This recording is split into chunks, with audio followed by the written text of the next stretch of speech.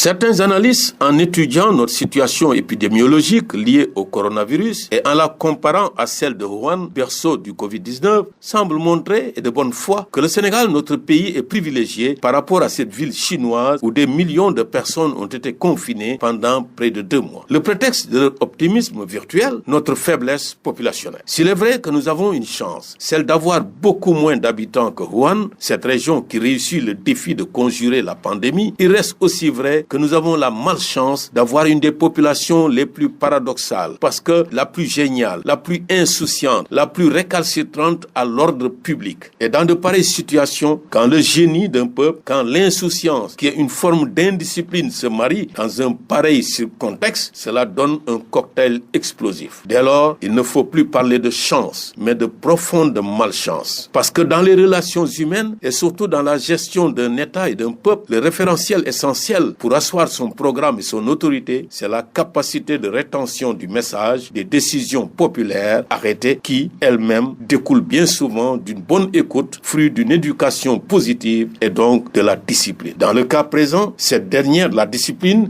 doit être le levier à partir duquel nous devons nous appuyer tous ensemble pour vaincre la pandémie du Covid-19. À défaut de discipline collective qui doit amener notre peuple à se lever comme un seul homme, point de salut. Aucun verbiage politique, syndical, mystico-religieux ne pourra alors vaincre l'épidémie, quand bien même on serait un très minuscule réservoir démographique. Notre devise devra être un peuple, une discipline, un but. Et par but, nous entendons la victoire inéluctable. Telle est la seule voie qui mérite d'être suivie pour arriver à conjurer la pandémie Covid-19.